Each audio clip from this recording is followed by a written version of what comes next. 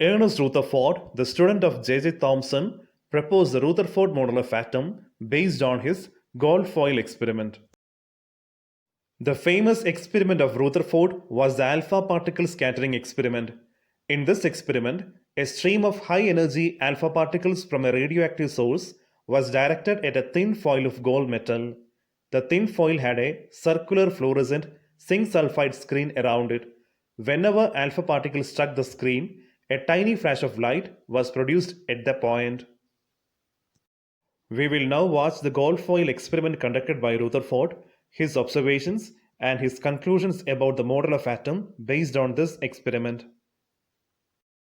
In this experiment, a stream of high energy, positively charged alpha particles from a radioactive source was bombarded on a gold foil. The very thin gold foil had a circular fluorescent zinc sulfide screen around it. Whenever the alpha particles struck the zinc sulfide screen, a tiny flash of light was produced at that point. Now we will discuss the observations of Rutherford's alpha particle scattering experiment. The observations are: first, most of the alpha particles passed through the gold foil undeflected. Second observation, small fraction of the alpha particles were deflected by small angles. Third observation, few fraction of alpha particles were deflected by large angles. Fourth observation, very few alpha particles, like 1 in 20,000, bounce back to the source by 180 degree. We will now discuss the conclusions made by Rutherford based on his alpha particle scattering experiment. As most of the alpha particles passed through the gold foil undeflected, he concluded that most of the space inside the atom is empty.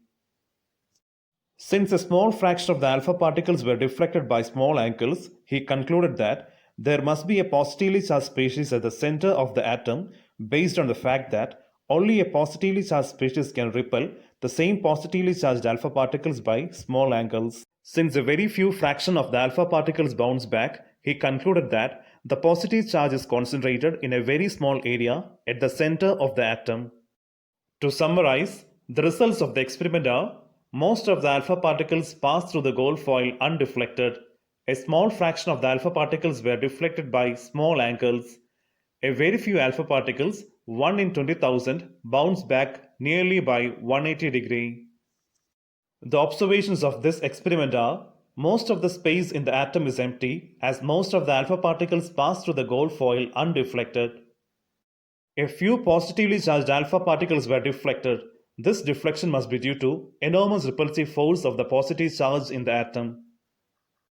The positive charge has to be concentrated in a very small volume that repelled and deflected the positively charged alpha particles. The conclusions made by Rutherford based on this experiment are: the positive charge and most of the mass of the atom was densely concentrated in an extremely small region. This concentrated region was called the nucleus. The nucleus was surrounded by electrons moving in very high speed in circular path called orbits. The electrons and the nucleus are held together by electrostatic force of attraction. Now we will discuss the drawbacks of Rutherford model of atom. A body, while moving in circular motion, will undergo acceleration.